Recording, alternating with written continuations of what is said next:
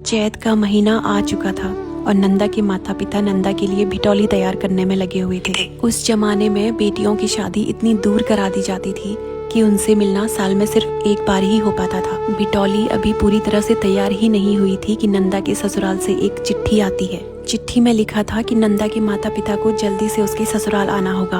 अचानक से बुलाए जाने पर वो लोग थोड़ा घबरा जाते हैं, लेकिन फिर एक दूसरे को समझाकर जल्दी से भिटौली तैयार कर कर अपनी बेटी के ससुराल के लिए चल देते हैं। मन में कई तरह के सवाल आ रहे थे कि ऐसे तो कभी बुलाया नहीं गया, तो फिर इस बार क्या हो गया।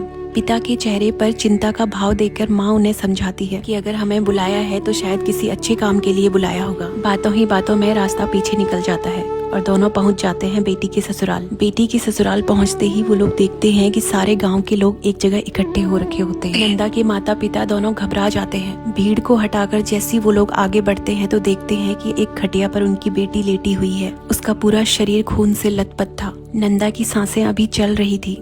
ऐसा लग रहा था जैसे वो अपने माता पिता का इंतजार ही कर रही हो। माता पिता जैसे ही अपनी बेटी को देखते हैं, उनके हाथ से भिटौली छूटकर नीचे गिर जाती है और पूरे चौक में फैल जाती है। नंदा अपनी आखिरी सांसें ले रही थी।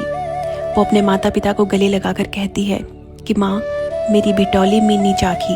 इतना बोलते ही नंदा की सांसें थम जाती है। गांव के लोगों से पता चलता है कि नंदा जंगल में किसी बाघ का शिकार हो गई। उस जमाने में ना तो सड़कें हुआ करती थी और ना ही हॉस्पिटल।